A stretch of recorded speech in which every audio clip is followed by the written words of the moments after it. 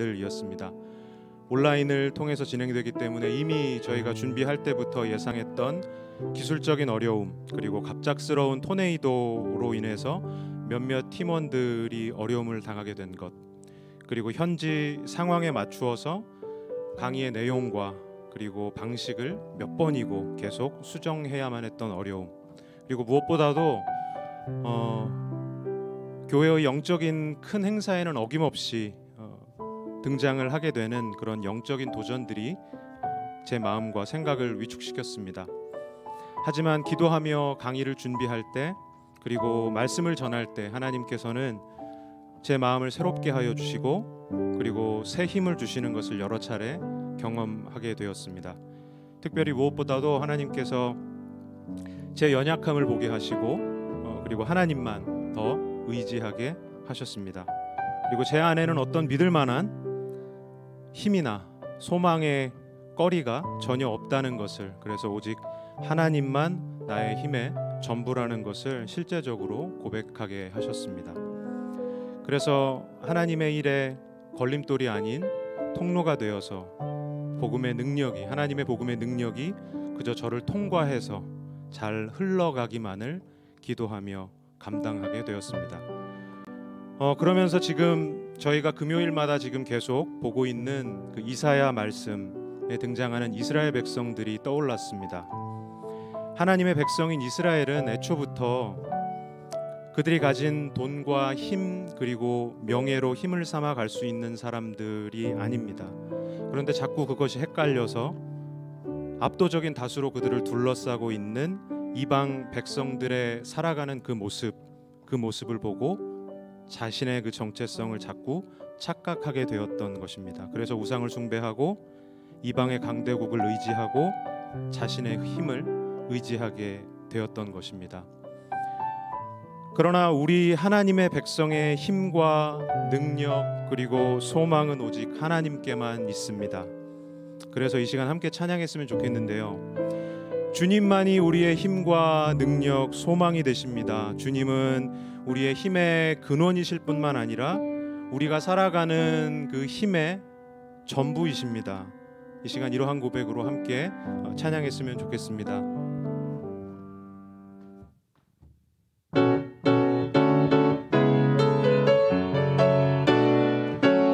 하늘 위에 주님밖에 함께 찬양하겠습니다.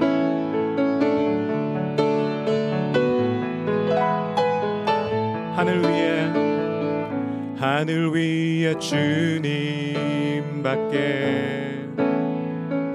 내가 사모할 자 이 세상에 없네. 내 맘과 힘은 믿을 수 없네. 오직 한 가지 그 진리를 믿네. 주는 나의 힘이요, 주는 나의 힘이요, 주는 나의 힘이요. 영원히 주를 의지하리. 주는 나의 힘이요, 주는 나의 힘이요, 주는 나의 힘이요. 영원히 주를 의지하리. 영원히. 하늘 위에 주님밖에, 하늘 위에 주님밖에 내가 사모할 자 이 세상에 없네. 내 맘과 힘은 믿을 수 없네. 오직 한 가지 그 진리를 믿네. 주는 나의 힘이요, 주는 나의 힘이요, 주는 나의 힘이요. 영원히 주를 의지하리. 주는 나의 힘이요, 주는 나의 힘이요, 주는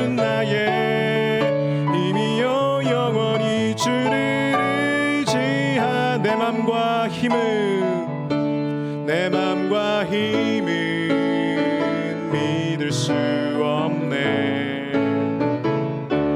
오직 한 가지 그 진리를 믿네. 주는 나의 힘이요, 주는 나의 힘이요, 주는 나의 힘이요. 영원히 주를 의지하리.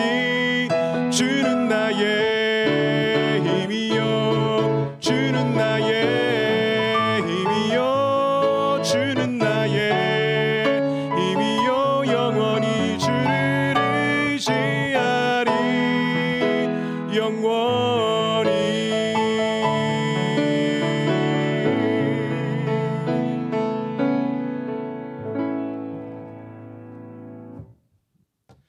신실하신 우리 하나님은 능치 못한 일이 없으신 전능하신 하나님이십니다. 그러므로 우리의 인생을 상담하고 의지할 분은 오직 우리 주 하나님이십니다. 이 시간 그 전능하신 하나님을 바라보며 믿음으로 함께 찬양하기 원합니다.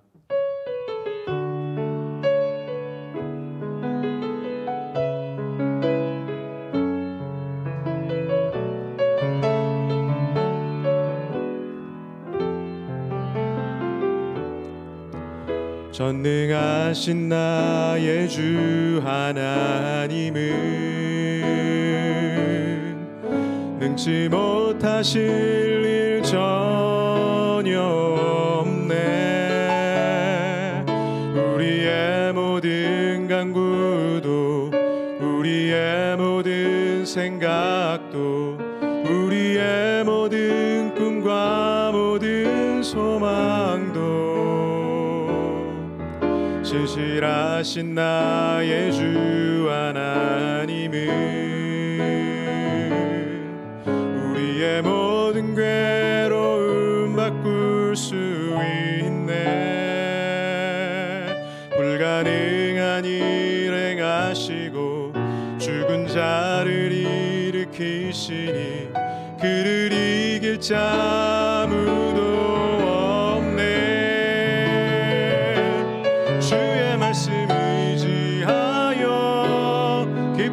곳에 금을 던져 오늘 그가 놀라운 일을 이루시는 것 보라. 주의 말씀 의지하여 믿음으로 금을 던져 믿는 자에게 능치 못함 없네.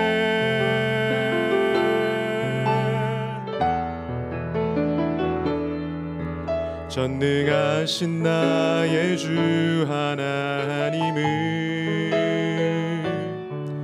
능치 못하실 일 전혀 없네. 우리의 모든 간구도, 우리의 모든 생각도, 우리의 모든 꿈과 모든 소망도 신실하신 나의 주 하나님은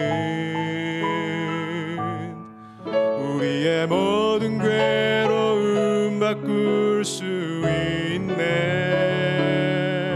불가능한 일 행하시고 죽은 자를 일으키시니 그를 이길 자 아무도 없네. 주의 말씀 의지하여 깊은 곳에 금을 던져 오늘 그가 놀라운 일을 이루시는 것 보라. 주의 말씀 의지하여 믿음으로 금을 던져 믿는 자에게 능치 못함 없네. 주의 말씀 의지하여 깊은 곳에 금을 던져 오늘 그가 놀라운 일을 이루시는 것 보라. 주의 말씀 의지하여 믿음으로 금을 던져 믿는 믿는 자에게 능치 못함 없네. 믿는 자에게 능치 못함 없네. 믿는 자에게 능치 못함 없네.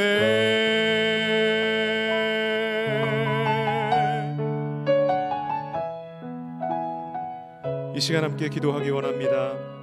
하나님, 이 시간 하나님께 우리의 찬양과 경배를 올려드립니다. 천지를 창조하시고 그리스도 예수 안에서 우리를 살리신 전능하신 구원의 하나님, 지금도 거룩의 길로 인도하시는 신실하신 우리 하나님만 신뢰하며 믿음으로 나아가기 원합니다. 이 시간 예배당과 각 처소에서 예배하는 모든 모임 가운데 성령으로 임재하사 온전한 예배 드리게 하여 주옵소서. 이 시간 올려드리는 우리의 예배를 기뻐 받아 주옵소서.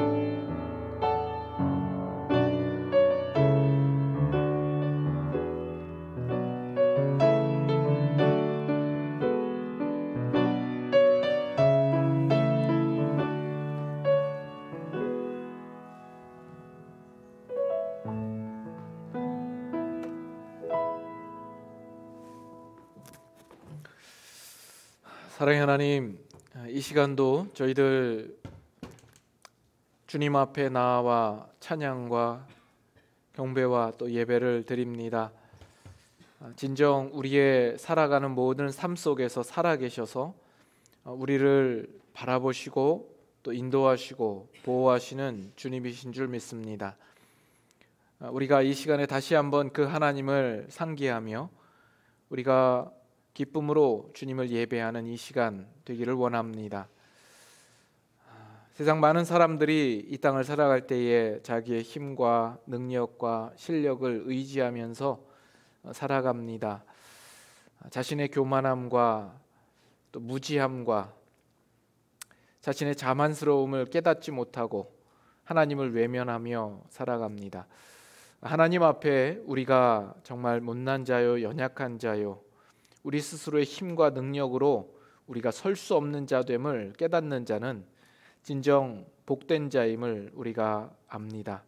오늘도 이 시간 우리가 세상의 다른 것들 바라보지 아니하고 오직 하나님만을 기대하며 신실하신 하나님, 능력 많으신 하나님, 그 하나님만을 의지하며 우리가 주님 앞에 나아오기를 원합니다.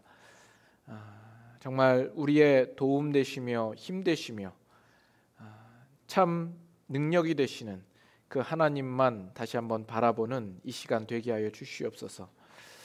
우리의 마음들 주님께서 헤아려 주시고 또 긍휼히 여겨 주시사 또 오늘도 우리에게 친히 말씀하여 주시고 부족한 종을 통하여서 그 말씀 담대히 증거케 하시고 듣는 이들의 모든 심령 또한 성령 하나님 다스려 주시옵소서.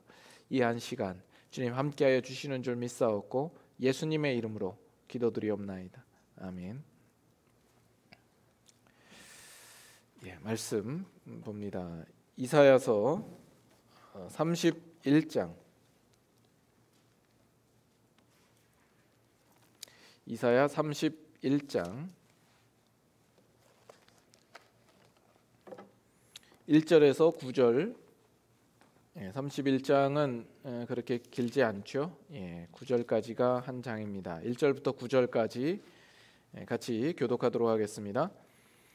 도움을 구하러 애굽으로 내려가는 자들은 화 있을진저 그들은 말을 의지하며 병거의 많음과 마병의 심히 강함을 의지하고 이스라엘의 거룩한 이를 앙모하지 아니하며 여호와를 구하지 아니하나니 여호와께서도 지혜로우신즉 재앙을 내리실 것이라. 그의 말씀들을 변하게 하지 아니하시고 일어나사 악행하는 자들의 집을 치시며 행악을 돕는 자들을 치시리니 애굽은 사람이요 신이 아니며 그들의 말들은 육체요 영이 아니라 여호와께서 그의 손을 펴시면 돕는 자도 넘어지며 도움을 받는 자도 엎드러져서 다 함께 멸망하리라.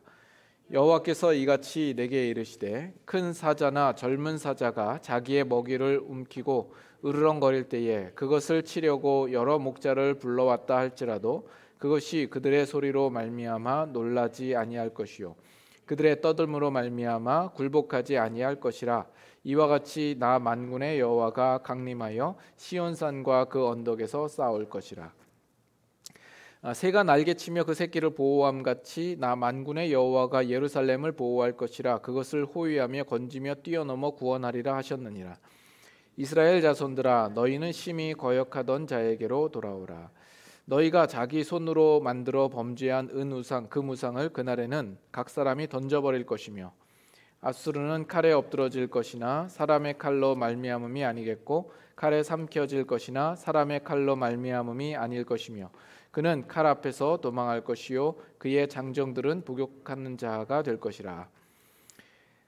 그의 반석은 두려움으로 말미암아 물러가겠고, 그의 고관들은 기치로 말미암아 놀라리라. 이는 여호와의 말씀이라. 다 같이 읽습니다. 여호와의 불은 시온에 있고 여호와의 풀무는 예루살렘에 있느니라. 아멘. 예. 이사야 31장 말씀 함께 보았습니다. 좀 전에 우리 또 임충일 목사님이 또 간단하게 이제 간증을 하셨는데, 그 간증하신 내용이 또 오늘 말씀과도 또 잘 연결이 되는 말씀이라 생각이 됩니다. 우리가 지난 시간에 이사야 30장을 했죠. 30장 내용을 기억을 하십니까? 아마 기억이 잘 안 나실 겁니다. 2주 전에 이야기라서. 간단하게 설명을 드리면, 그 역사 속에서 등장하는 어떤 등장 인물들이 있습니다. 이스라엘이라는 나라가 있죠. 이스라엘이라는 나라가 있고, 이 이스라엘을 위협하는 아수르라는 나라가 있습니다. 그래서 이 이스라엘이 이 위협하는 아수르를 피해서 어디로? 애굽이라는 나라로 도움을 청하러 가는 거죠. 누구에게 묻지 않고, 하나님에게 묻지 않고. 이런 사각 구도가 있는데, 이것이 오늘날 우리들의 삶의 형편과 너무나도 닮아 있다라는 것이죠. 오늘 우리들도 살아가는 삶 속에 우리를 위협하는 존재, 위협하는 대상이 있습니다. 아수르와 같은 그런 대상이 우리 주위에 존재하고 있고, 우리가 그것을 피하여서 우리가 종종 애굽과 같은 이 세상에 도움이 될 만한 대상, 도움이 될 만한 사람들을 쫓아서 또 찾아가기도 하는 거죠. 그러면서 누구에게 묻지 않고 하나님에게 묻지 않고, 오늘날 우리 살아가는 삶 속에서도 동일하게 이런 사각 구도가 존재한다라고 이렇게 이해를 하시면 되겠습니다.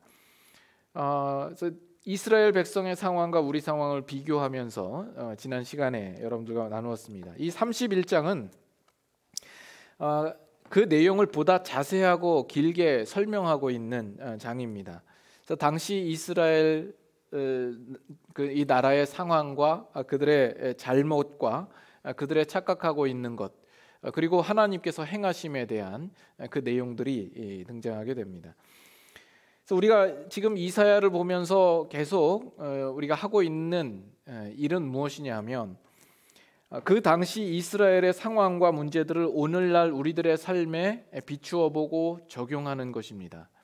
하나님께서 그 당시 이스라엘 백성들에게 보여주시는 것, 그들에게 말씀하시는 것, 그들에게 요구하시는 것들은 이스라엘 백성뿐만이 아니라 오늘 예수님을 믿고 살아가는 우리 그리스도인들을 향하여서 동일하게 하나님께서 우리에게 보여주시고 말씀하시고 요구하시는 것들이다라는 겁니다.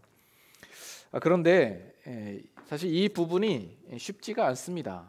어렵습니다. 실제적으로 이것이 우리의 문제라 여겨지는 것이 쉽지 않다라는 이야기입니다.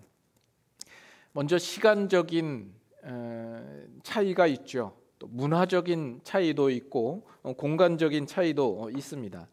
현실감에 대한 차이 등이 있습니다. 그래서 이스라엘의 백성의 상황과 우리 상황을 접목시키는 것이 쉽지가 않은 거죠. 그러나 저는 상당히 놀랐고, 여러분들도 그렇게 느끼셨을지 모르지만, 이사야서를 세밀하게 관찰하고 들여다보면서 이 이스라엘의 상황이 오늘날 우리의 살아가는 삶의 상황과 너무나도 닮아 있다라는 데에 놀랍니다. 놀람과 동시에 이스라엘 백성들을 향하여서 하나님께서 경고하시고 책망하시는 내용들을 볼 때는 오늘날 우리들의 모습 속에 우리의 모습을 보면서 두렵고 또 긴장되는 그런 마음들을 또한 동시에 느끼는 거죠. 여러분 종종 이제 축구 중계를 보시죠. 뭐 다른 스포츠 종목도 그러합니다만 월드컵이나 뭐 올림픽 이제 곧 또 뭐 할지도 모르는데 이 국가 대항전을 가지게 되면 그 중계를 보면서 우리는 흥분을 하게 되죠. 보는 내내 답답함을 느낄 때가 있습니다. 보면서 야 빨리빨리 패스해, 오른쪽으로 패스해. 그래서 또 자꾸서 야 거기서 슛을 해야지, 빨리 센터링을 올려. 그것도 못 넣냐? 뭐 이러면서 우리는 이제 중계를 보면서 나름대로 막 흥분하고 답답해서 그렇게 보는 경우가 있습니다. 혼자서 중계도 하고 코치도 하고 감독도 하고 훈수를 둬가면서 하지요. 그러나 우리가 그렇게 그렇게 이야기할 수 있는 것은 이 TV 중계가 멀리서 넓게 화면을 그 운동장을 비추고 있기 때문에 우리의 눈에는 그 공간이 보이고 그 약점이 보이고 어떻게 해야 될 것이 우리의 눈에 쉽게 보이는 겁니다. 그러나 내가 직접 운동장을 뛰는 것과는 천지 차이죠. 어디에 공간이 비었는지 보는 것이 쉽지가 않고 시야를 확보하고 또 어떻게 적당한 곳에 공을 줄 수 있느냐 하면 우리는 그러지 못합니다. 정신이 없죠. 공 쫓아가기도 바쁩니다. 우리는 그런 자신의 모습은 망각하고 있을 때가 많다라는 겁니다. 그래서 지금 우리가 이사야의 말씀을 통하여서 그 당시 이스라엘 백성들을 지금 바라보고 있는데 우리는 꼭 그런 모습으로 이스라엘을 보고 있는 거죠. 마치 유리상자 안에 이스라엘 백성이 살아가는 모습을 우리가 보는 겁니다. 그 상자 안에서 한눈으로 보는 거죠. 그들이 뭘 잘못했고 어떻게 꾸중을 받았고 뭐 이런 걸 보는데 그것을 보고 나서 실제로 우리는 나가서 살 때에는 그것과 상관없이 살아가는 거죠. 우리가 교회에 와서 말씀을 듣는 것도 그렇습니다. 우리가 말씀을 읽을 때 우리는 거기에서 잠깐 비춤을 받지만 그러나 우리가 보고 깨닫는 것은 이 성경 안에 교회 안에 그 모든 것을 가두어 놓고 우리가 세상을 살아갈 때 현실을 살아갈 때는 그것과 상관없이 살아갈 때가 많은 것이죠. 우리의 신앙의 모습이 실제로 그러할 수 있고 이 문제는 쉽지가 않습니다. 제가 무엇을 이야기하는지 이해하시겠습니까? 우리가 이 말씀을 귀담아 듣고 여러분들이 실제로 나가셔서 현실을 살 때에도 이 말씀을 염두하고 끊임없이 비추어 보고 적용하고 하나님의 뜻이 나의 삶에 어떻게 맞추어질 수 있을까를 우리가 고민하지 않으면 안 된다는 겁니다. 그래도 이 금요 예배에 참석하시는 분들은 하나님의 말씀에 그만큼 더 간절한 마음과 갈급한 마음으로 찾고 하나님 앞에 바로 서려는 그 열정과 소망함이 있으리라고 생각이 됩니다. 정작 이 말씀을 받아야 되는 사람은 끝까지 말씀을 받지 못하는 이런 상황에 안타까움을 금할 수가 없습니다. 그래서 오늘 말씀도 한번 자세하게 한번 봅니다. 먼저 1절부터 3절까지는 애굽으로 가는 자들에 대하여서 이야기를 합니다. 이 30장과 동일한 배경 속에 있습니다. 지금 아수르의 위협 속에 이스라엘은 애굽으로 도움을 청하러 가는 것이죠. 그러나 1절에 보면 그런 자들에게 화가 있을 것을 이야기합니다. 그렇죠? 그들의 문제가 뭐라고 나옵니까? 그들이 무엇을 의지한다고요? 말을 의지하며 병거의 많음과 마병의 심히 강함을 의지하고 있습니다. 그 당시 말과 병거는 궁극의 무기였습니다. 말이 가진 스피드가 있죠. 또 스태미나가 있습니다. 이 마력이라는 것이 있죠. 말이 얼마나 힘이 셉니까? 그런데 거기 말에다가 바퀴 달린 전차가 연결되면 그것은 더욱 위협적입니다. 그 전차에 두세 명이 타고 달리면 그 보병들은 당해낼 재간이 없는 거죠. 때로는 그 전차 안에 한 명은 그 궁수병이라고 그러나요? 궁병이라고 그러나요? 활 쏘는 사람이 한 명씩 타고 있기도 하다라고 이야기를 합니다. 그래서 그 당시에는 이 말과 병거가 있다라는 것은 막강한 전투력을 가졌다라는 것입니다. 정말 그 당시에는 가장 강한 무기인 거죠. 오늘날로 치면 뭐 탱크나 미사일을 가지고 있다라고 이야기할 수 있을 겁니다. 그와 같이 지금 애굽은 그 당시에 막강한 전투력과 군사력을 소유한 나라가 되는 거죠.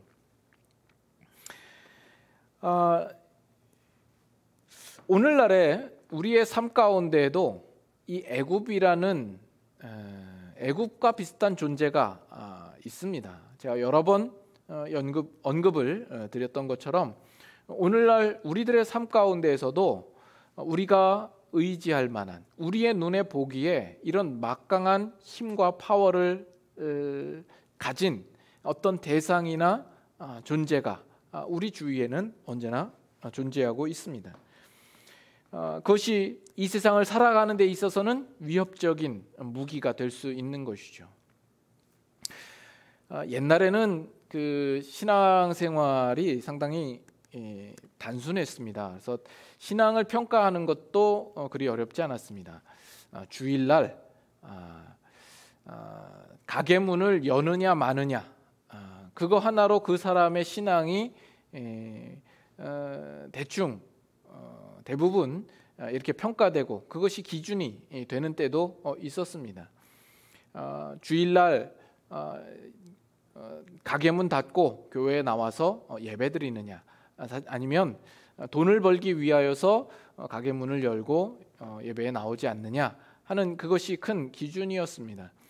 오늘날에는 그렇게 단순하지 않죠.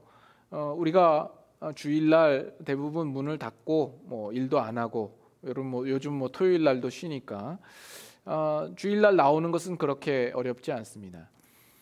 그러나 상당히 복잡하죠. 이 신앙의 문제라는 것이 그렇게 단순하던가요? 우리의 인생관의 문제, 가치관의 문제, 세계관의 문제 아주 복합적으로 연결되어 있습니다.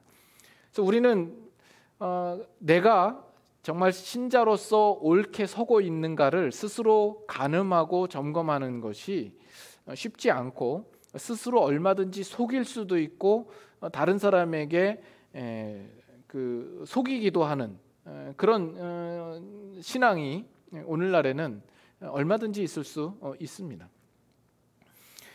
그러나 우리가 그 가운데에서도 우리 가만히 우리 자신을 돌아보아야 합니다. 나는 과연 무엇을 의지하며 살고 있는가? 그것이 나도 모를 수가 있어요. 그냥 내가 안정된 직장을 가지고 있기 때문에 나는 괜찮아, 나는 문제 없어라고 생각하지만 알게 모르게 그 속에서도 내가 분명히 의지하고 힘으로 삼고 있는 것들이 있을 수 있다라는 겁니다. 그래서 그들이 이런 애굽의 말과 병거와 마병을 의지하고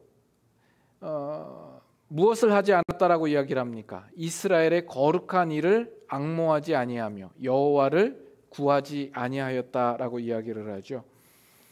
우리가 진정 붙들고 의지할 분은 하나님이시다. 여러분 믿으십니까? 이 사실을 우리가 모르나요? 우리는 너무나 잘 알고 있습니다. 그럼에도 불구하고 우리는 그렇게 잘 안 되죠. 왜 그렇죠? 어쩌면 그와 같은 고백과 그와 같은 답은 언제나 여기에서만 통용되는 답이기 때문에일지도 모릅니다. 여기서는 그것이 언제나 정답이죠. 그러나 우리의 살아가는 현실에서는 언제나 다르게 느낀다라는 겁니다. 하나님은 우리의 눈에 보이지 않습니다. 우리의 현실에서 우리의 원하는 모습으로 나타나시지도 않습니다. 그래서 우리는 쉽게 우리의 현실과 삶에서 하나님을 놓아버리고 세상의 현실적인 방법에 우리의 모든 시선과 방법이 쏠려져 있는 그런 삶을 살기 쉬운 우리의 삶입니다. 그래서 2절에 보면 하나님께서 어떻게 하신다고요? 하나님께서 지혜로우신즉 재앙을 내리실 것이라.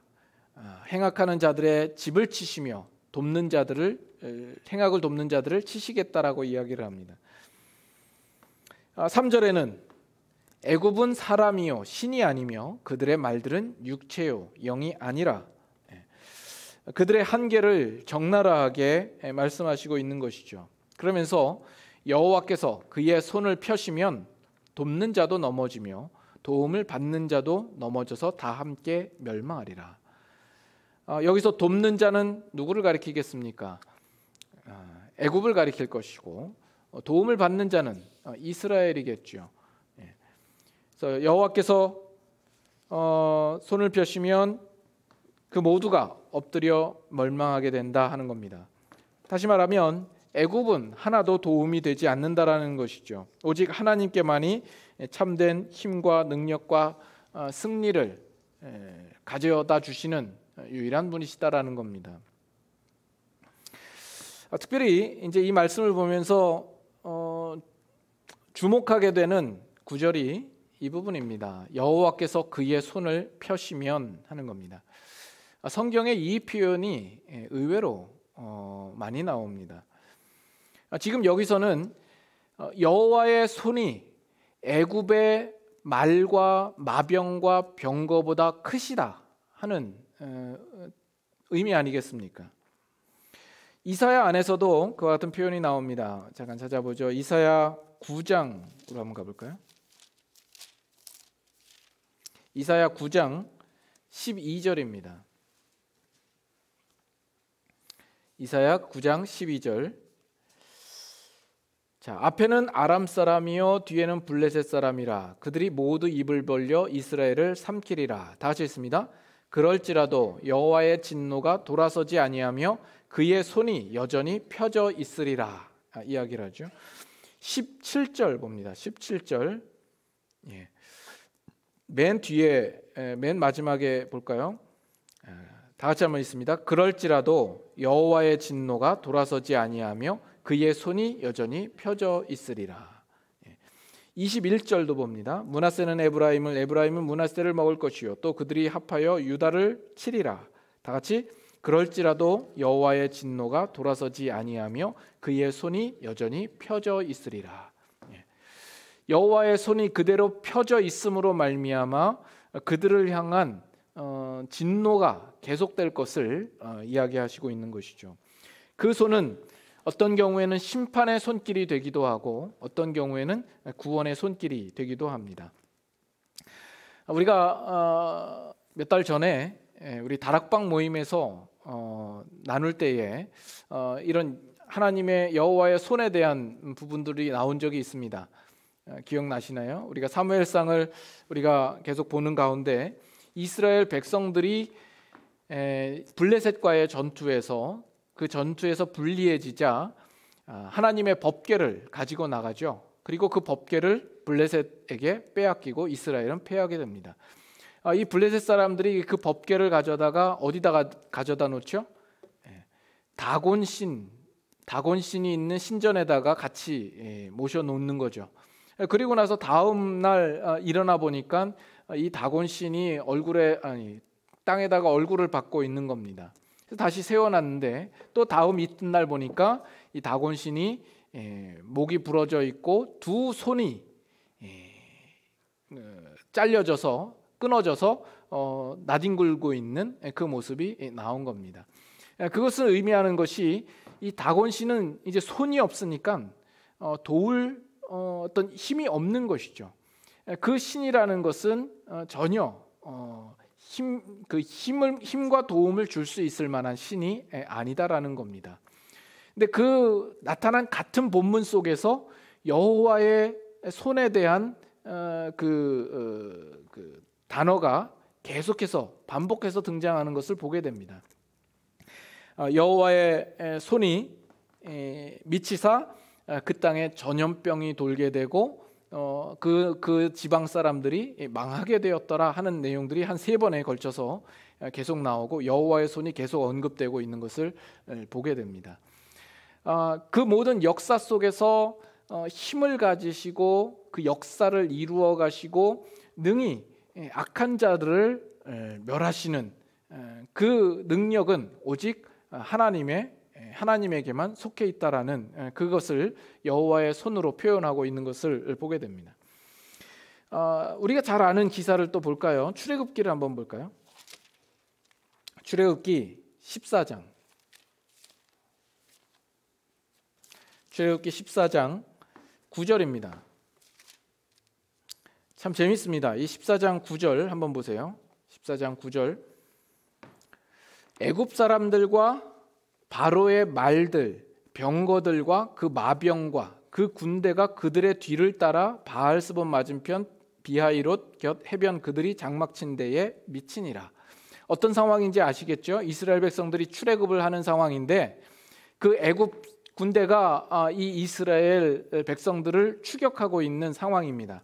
근데 여기 보면 지금 우리가 이사야에서 봤던 그 단어들이 그대로 등장을 하고 있죠. 말, 병거들, 마병. 이 애굽이 가지고 있는 그들의 아주 믿을 만한 무기들인 겁니다. 이제 그것을 대동하고 이스라엘을 치겠다고 달려오고 있는 겁니다.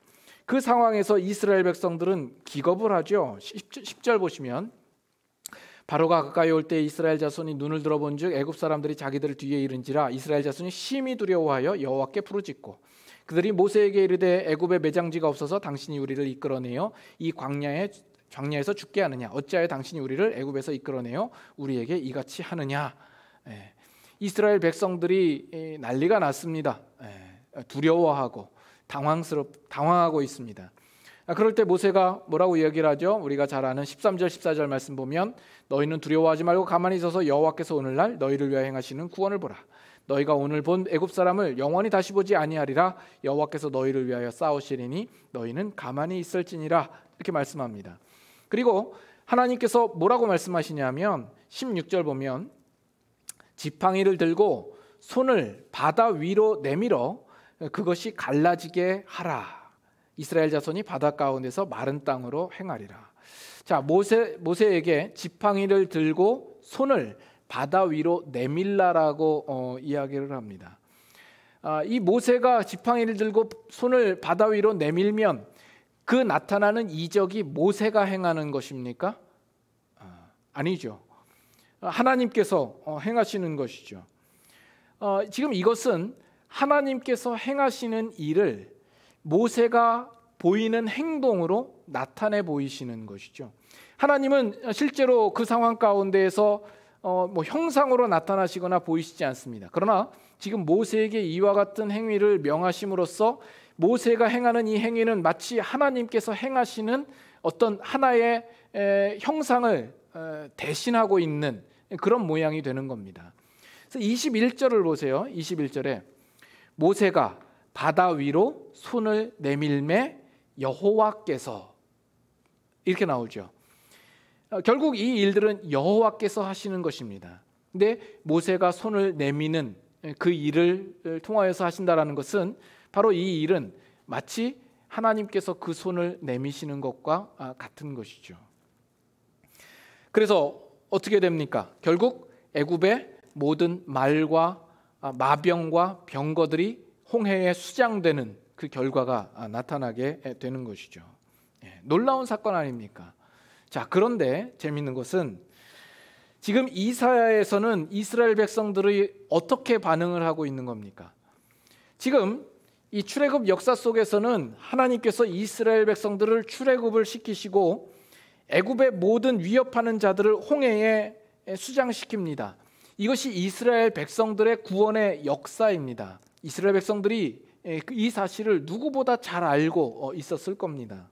그런데 이사야에서는 이스라엘 백성들이 이 모든 것을 잊어버리고 애굽으로 달려가서 말과 마병과 병거를 의지하고 있는 겁니다. 하나님을 의지하지 않고요. 얼마나 아이러니합니까? 그렇죠? 근데 이것은 동시에 오늘 우리의 모습일 수도 있어요. 하나님께서 우리를 어떻게 구원하셨습니까? 하나님의 그의 크신 권능과 능력으로 우리를 죄 가운데에서 벗어나게 하신 거 아닙니까? 예수 그리스도의 십자가 구원의 능력으로 우리를 자유케 하시고 우리에게 영원한 생명과 구원을 허락하여 주셨습니다. 그러나 우리는 우리의 현실에서 그것을 까먹고 살 때가 많죠. 이 현실 속에서 당장 내 눈에 보이는 것을 따라 살아가는 우리들의 모습과 크게 다르지 않은 겁니다. 얼마나 어처구니가 없는 행동입니까? 그래서 여호와께서 그의 손을 펴시면 돕는 자나 도움을 받는 자가 다 엎드러져 멸망하리라고 이야기를 하는 겁니다. 우리가 하나 더 볼까요? 민수기 11장. 민수기 11장. 여호와의 손을 펴신다라는 이 표현에 꽂혀가지고 근데 재밌지 않습니까? 민수기 11장 한번 보세요. 11장 21절. 자, 모세가 이르되 나와 함께 있는 이 백성의 보행자가 60만 명이온데 주의 말씀이 한 달 동안 고기를 주어 먹게 하겠다 하시오니 그들을 위하여 양떼와 소떼를 잡은들 조카오며 바다의 모든 고기를 모은들 조카오리까. 하나님께서 뭐라고? 23절 다 같이 읽습니다. 여호와께서 모세에게 이르시되 여호와의 손이 짧으냐 내가 이제 내 말이 네게 응하는 여부를 보리라. 여호와의 손은 결코 짧지 않다라는 것이죠. 이스라엘 백성을 향하여서 내미시는 여호와의 손은 결코 짧지 않다라는 겁니다. 우리는 이 하나님께서 이 이스라엘 백성에게 답하시는 이 질문을 우리는 기억할 필요가 있습니다. 여호와의 손이 짧으냐? 여호와의 손이 짧습니까? 그렇지 않다면 무엇이 문제입니까? 우리의 믿음의 문제 아니겠습니까?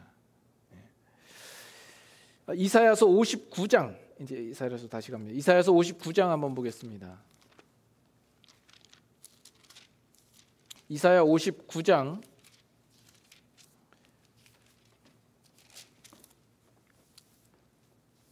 1, 2절 봅니다.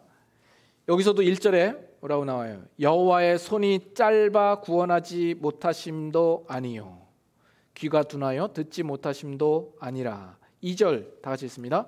오직 너희 죄악이 너희와 너희 하나님 사이를 갈라놓았고 너희 죄가 그의 얼굴을 가리어서 너희에게서 듣지 않으시게 함이니라. 우리의 믿음의 약함의 문제이기도 하고 또 우리가 하나님 앞에 죄악된 길로 행하여서 하나님께서 우리를 위하여 행하시는 그 일에 우리가 스스로 그 길을 방해하고 막고 있는 경우도 있을 수 있다라는 것이죠. 우리는 하나님께로 돌이켜야 합니다. 그의 손은 결코 짧지 않습니다. 오늘날에도 하나님은 여전히 살아계신 하나님이십니다. 우리를 위하여서 언제라도 손을 내미실 준비가 되어 있으신 하나님이십니다. 다만 우리는 여호와의 손에 대한 그 분명한 믿음과 확신이 없는 상태로 우리의 현실을 살아갈 경우가 많고 또 그 하나님 앞에 우리의 죄악된 모습으로 인하여서 하나님의 응답하심을 받지 못할 때가 많은 것뿐인 겁니다. 여호와의 손길이 항상 우리 안에 있다라는 사실을 우리는 기억해야 할 것입니다. 다시 본문으로 돌아오셔서 31장이죠. 31장 이제 4절부터 봅니다. 4절부터 5절까지는 하나님께서 예루살렘을 위하여서 행하실 일에 대하여서 말씀을 하고 있습니다. 거기 보면 여호와께서 예루살렘을 보호하실 것을 말씀하시는데 두 가지 동물로 비유로 삼고 있습니다. 첫 번째 동물은 큰 사자, 젊은 사자 이렇게 나오죠. 4절에 보면 큰 사자나 젊은 사자가 자기의 먹이를 움키고 으르렁거릴 때에 그것을 치려고 여러 목자를 불러왔다 할지라도 그것이 그들의 소리로 말미암아 놀라지 않고 떠들므로 말미암아 굴복하지 아니할 것이라 이야기하는 것이죠. 하나님께서 행하실 때 아무리 그 열방들이 연합하여 모여서 아무리 공모를 하고 힘을 써도 그를 이기지 못할 것이다라는 겁니다. 나 만군의 여호와가 강림하여 시온산과 그 언덕에서 싸울 것이라. 하나님께서 가지신 그 힘과 능력이라는 것은 인간이 가진 마병이나 병거에 비할 것이 아니죠. 절대적인 힘과 능력을 가지신 분이십니다. 또 다른 비유는 5절에 보면 새가 날개치며 그 새끼를 보호함 같이 나 만군의 여호와가 예루살렘을 보호할 것이라. 그것을 호위하며 건지며 뛰어넘어 구원하리라. 이렇게 말씀하시는 겁니다. 여기에 새는 어미새죠. 어미새가 새끼를 보호함 같이 한다라는 겁니다. 가끔 이렇게 TV에 어떤 동물의 왕국이나 그런 다큐멘터리를 보면 새들이 어떤 적의 공격이 왔을 때 목숨을 걸고 지키는 것을 보게 됩니다. 저는 최근에 지난주쯤에 봤던 것 같아요. 새벽기도 오다가 차를 타고 오는데 하늘에서 매가 있는데 그 매 주위를 작은 새 2마리가 계속해서 공격하더라고요. 이 매의 위협이 있을 때 이 작은 새는 자기보다 덩치가 몇 배는 더 큰 이 매에 대항해서 그 새끼를 보호하기 위하여서 헌신적으로 막지요. 그와 같이 하나님께서는 이 예루살렘을 위하여 헌신적으로 그들을 보호하고 호위하시겠다 말씀하시는 겁니다.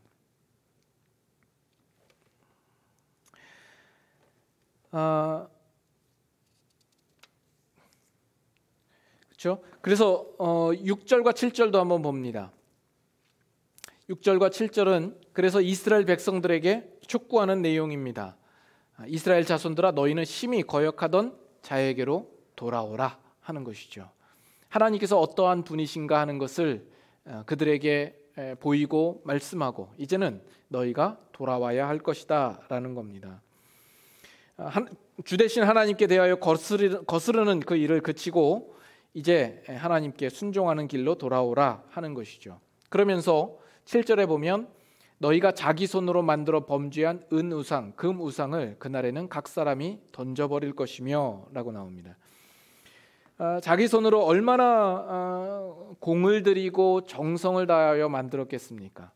또 금과 은으로 만듭니다. 정말 화려하기도 하고 아름답기 짝이 없는 우상일지 모릅니다.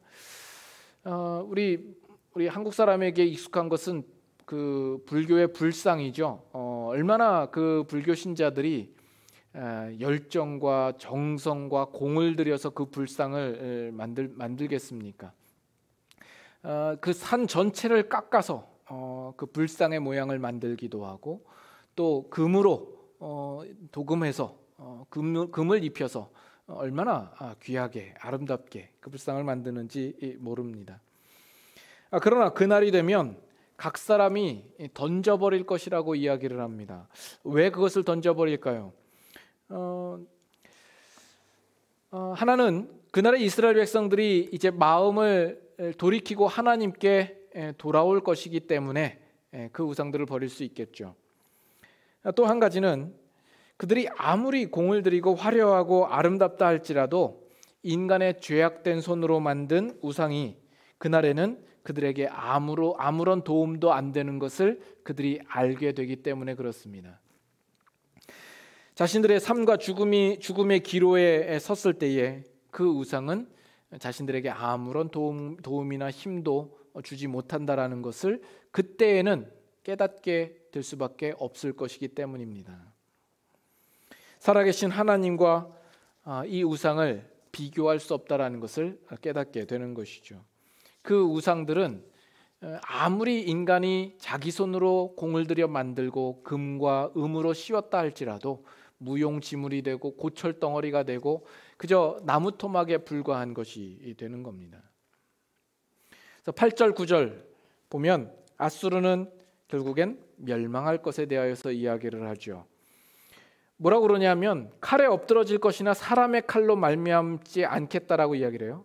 또 칼에 삼켜질 것이나 사람의 칼로 말미암이 아니할 거라고 이야기를 합니다. 칼 앞에서 도망하고 그의 장전들은 복역하는 자가 될 것이라 이야기합니다. 어떻게 하시겠다는 겁니까? 사람의 칼로 아닌데 칼에 죽게 될 것이다. 칼에 엎드려질 것이다. 이렇게 표현을 합니다. 이것은 정확하게 역사 속에서 성취됩니다. 어떤 사건을 두고 이야기를 할까요? 이사야서 37장에 나옵니다. 이사야 37장 36절입니다. 이사야 37장 36절 여호와의 사자가 나가서 아수르 진중에서 18만 5천인을 쳤으므로 아침에 일찍이 일어나 본즉 시체뿐이라. 이에 아수르의 사네립 왕이 떠나 돌아가서 니느웨에 거주하더니 자기 신 니스록의 신전에서 경배할 때에 그의 아들 아드람멜렉과 사레셀이 그를 칼로 죽이고 아라랏 땅으로 도망하였으므로 그의 아들 에살핫돈이 이어 왕이 되니라. 이 아수르가 예루살렘을 쳐들어오죠.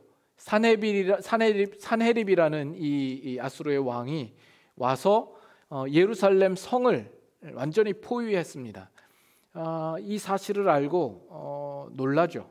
히스기야 왕 때에 놀랍니다. 그러나 이사야 선지자가 이 일들에 대하여서 분명히 알게 하시고 결국 하루아침에 여호와의 사자가 그들을 쳐서 18만 5천 명이 하루아침에 즉사해버리는 이 사건이 일어나는 겁니다. 그리고 그 사네립 왕은 고국으로 돌아가서 자기 아들들에 의하여서 죽임을 당하게 되는 이 일들인 거죠. 그래서 이것이 바로 31장에 나와 있는 마지막에 나와 있는 그 일에 대한 성취라고 볼 수 있습니다. 이제 마지막 9절 하반절 볼까요? 31장 하반절 보면 여호와의 불은 시온에 있고 여호와의 풀무는 예루살렘에 있느니라 이야기합니다. 여호와께서 시온에서 불타오르는 풀무가 되신다라는 겁니다. 누구도 가까이 할 수 없는 거죠. 다니엘의 세 친구 기사를 우리가 압니다. 그 세 친구가 바벨론 왕에게 그 신상에게 절하지 않자 풀무불에 던져지게 되죠. 근데 이 다니엘 세 친구는 멀쩡한데 누가 죽습니까? 그들을 붙잡고 있던 그 주위에 있는 사람이 그 풀무불에 타 죽게 되는 일이 있었죠. 지금 하나님께서 여호와께서 이 예루살렘에 풀무가 되시고 또 불이 되시겠다고 이야기를 합니다. 누구든지 가까이 와서 그것을 짚는 자는 큰 화상을 입고 화를 당하게 되고야 말 것이죠. 누구도 만지지도 못하고 공격하지도 못할 것입니다. 여호와께서 바로 예루살렘의 풀무가 되시기 때문입니다. 지금 이스라엘 백성들에게 하시는 말씀이 동일하게 오늘 우리에게 하시는 말씀입니다. 하나님은 우리를 오늘날도 보호하십니다. 우리에게 돌이키라고 돌아오라고 촉구하시고 있는 것이죠. 우리를 괴롭히는 문제에 대해서는 하나님께서 능히 우리를 해결하실 것입니다. 우리가 그것을 두려워하고 세상에 나가서 다른 것들을 의지하고 다른 것들을 추구하며 사는 그런 어리석은 믿음 없는 행동의 소유자들이 되지 않아야 할 것입니다. 오늘날에도 하나님의 손은 우리를 향하여서 여전히 내밀고 계십니다. 세상에서 어떤 어려움과 복잡한 일과 위험과 환난 중에도 우리는 놀랄 이유가 없습니다. 우리는 세상이나 사람을 의지할 필요가 없습니다. 여호와의 손은 오늘날에도 짧지 않습니다. 우리가 하나님의 뜻에 맞도록 정결하게 하며 하나님을 온전히 의지하였을 때 하나님께서는 우리를 향하여서 손을 내미시며 우리를 구원하시고 인도하시고 보호하실 것입니다. 함께 찬양하겠습니다.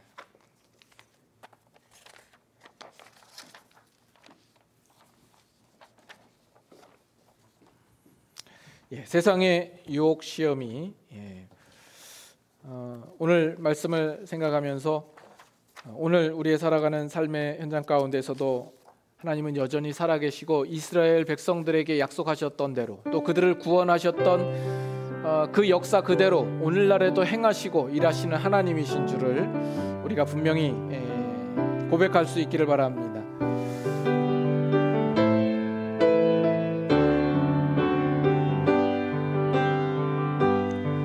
세상의 유혹 시험이 내게 몰려올 때에 나의 힘으론 그것들 모두 이길 수 없네. 거대한 폭풍 가운데 위축된 나의 영혼 어찌할 바를 몰라 헤매이고 있을 때 주를 찬양 손을 들고 찬양 전쟁은 나에게 속한 것 아니니 아멘. 주를 찬양 손을 들고 찬양 전쟁은 하나님께 속한 것. 그렇습니다. 거짓된 속임수로 거짓과 속임수로 가득 찬 세상에서 어디로 갈지 몰라 머뭇거리고 있네. 공중의 권세 잡은 자 지금도 우리들을 실패와 절망으로 넘어뜨린 하나님께서 우리를 향해서 여전히 손을 내밀고 계십니다. 주를 찬양 손을 들고 찬양 전쟁은 나에게 속한 것 아니니 아멘. 주를 찬양 손을 들고 찬양 전쟁은 하나님께 속한 것이니. 주위를 둘러보면 아무도 없는 듯 믿음의 눈을 들면 보이는 분 계시네 아멘. 지금도 내 안에서 역사하고 계시는 사망과 어둠의 권세 물리치신 예수니. 그렇습니다. 주를 찬양 손을 들고 찬양 전쟁은 나에게 속한 것 아니니. 그렇습니다. 주를 찬양 손을 들고 찬양 전쟁은 하나님께 속한. 다시 한번 주를 찬양 손을 들고 찬양. 우리 손을 들고 찬양하겠습니다. 주를 찬양 손을 들고 찬양 전쟁은 나에게 속한 것 아니니 아멘. 주를 찬양 손을 들고 찬양 전쟁은 하나님께 속한 것이니. 그렇습니다. 이 시간 함께 같이 기도하겠습니다. 여러분들의 살아가는 삶 가운데서 여러분들을 괴롭히는 일들이 무엇입니까? 여러분들을 위협하고 여러분들을 두렵게 하는 일들은 무엇입니까? 오늘날도 여전히 하나님은 우리를 향하여서 손을 내밀고 계십니다. 여호와의 손이 결코 짧지 않습니다. 우리의 믿음의 문제요, 우리의 죄의 문제일 수 있습니다. 이 시간 우리의 마음을 정결하게 하며 주님 앞에 회개하는 마음으로 또 주를 분명하게 믿고 확신하는 마음으로 이 시간 주님 앞에 간구하며 나아가겠습니다. 우리가 주님을 의지할 때에 주님께서 친히 우리의 힘이 되시고 그 큰 큰 사자 젊은 사자처럼 우리를 보호하시고 그 어미새처럼 우리를 희생하면서까지 우리를 위하여서 힘쓰시는 하나님이신 줄 믿습니다. 우리의 살아가는 삶 가운데 오직 주님만을 바라보겠습니다. 이 고백과 함께 이 시간 함께 다 같이 기도하는 시간 돌아가겠습니다. 다 같이 기도합니다. 사랑의 하나님 아버지, 감사합니다. 또 오늘 이 시간들을 통하여서 우리에게 말씀하여 주시고 우리로 깨닫게 하여 주심 감사합니다. 하나님 아버지, 이 땅을 살아갈 때에 끊임없이 우리를 두렵게 하는 그 위험한 대상과 또 그 존재들이 있습니다. 그것으로 말미암아 두려워하고 절망하고 낙심하고 당황합니다. 하나님, 그러나 이 싸움은 우리의 싸움이 아니요 하나님의 싸움이요, 하나님께서 우리를 향하여서 친히 손을 내밀고 우리를 그 모든 환난 가운데서 능히 건지시는 하나님이신 줄 믿습니다. 여호와의 손이 결코 짧지 아니하고 오늘날도 우리를 보호하시며 그 의지하는 자를 향하여서 주님께서 긍휼과 은혜와 하나님 놀라운 구원의 은혜를 베푸시는 것을 우리가 믿습니다. 우리의 살아가는 삶 동안에 하나님 아버지, 우리가 이 세상에 있는 것들을 향하여서 우리의 마음을 쏟지 않게 하시고 이 세상에 있는 것들을 의지하지 아니하며 하나님 오직 하나님만 바라보고 하나님만 의지하며 주님만 믿고 따라가는 주님의 백성들 되게 하여 주시옵소서. 주님 함께하여 주시옵소서. 주님 함께하여 주시옵소서. 사랑의 하나님 아버지, 저희들 이 땅을 살아갈 때에 저희는 연약합니다. 날마다 넘어집니다. 하나님, 그래서 우리의 연약한 눈은 이 세상을 바라보며 우리가 의지할 자, 우리에게 도움 줄 자를 찾아 헤매는 우리의 모습일 때가 많습니다. 하나님께서 분명히 우리 가운데 함께 하시고 살아 계심에도 불구하고 우리의 현실 속에서 하나님을 잊고 살아갈 때가 많은 우리 자신임을 이 시간 다시 한번 주님 앞에 고백합니다. 하나님, 우리의 눈을 떠서 주님의 살아계심을 분명히 보게 하여 주시옵소서. 하나님께서 친히 오늘 살아가는 우리의 삶의 현실 가운데 여전히 손을 내미시고 우리에게 구원의 역사를 이루시는 하나님이신 줄을 우리가 믿습니다. 주님, 우리가 그 일에 대하여서 분명한 확신과 믿음을 갖게 하시고 우리의 죄악된 마음을 항상 하나님 주님 앞에 회개하며 정결한 마음으로 주님 앞에 나아가는 우리의 삶이 되게 하여 주시옵소서. 오늘날도 주님의 손이 결코 짧지 않음을 우리가 분명히 기억하게 하시고 우리를 향하여서 오늘도 변함없는 사랑으로 긍휼하심으로 우리를 보호하시고 호위하고 계시는 줄 믿습니다. 우리가 그 믿음 가운데 우리의 살아가는 이 현실에서 결코 절망하거나 낙심치 않게 하시고 주를 믿는 믿음 가운데 담대히 서서 우리의 삶이 예수 그리스도로 말미암아 승리하는 삶이 될 수 있도록 인도하여 주시옵소서. 이제는 우리 주 예수 그리스도의 은혜와 하나님 아버지의 크고 놀라우신 사랑하심과 성령님의 감화 감동 역사하심이 하나님께서 우리의 살아가는 삶 속에 여전히 살아계셔서 역사하시며 그 손을 내밀어서 우리에게 구원을 베푸시는 그 사실을 분명히 깨달아 알고 믿음 가운데 담대하게 우리의 발걸음을 옮기기를 다짐하고 또 소망하는 이 시간 함께 예배하는 모든 성도들의 심령과 머리 위에 그들의 가정과 일터와 모든 삶 가운데 이제부터 영원토록 함께 하시기를 주님의 이름으로 축원드리옵나이다. 아멘.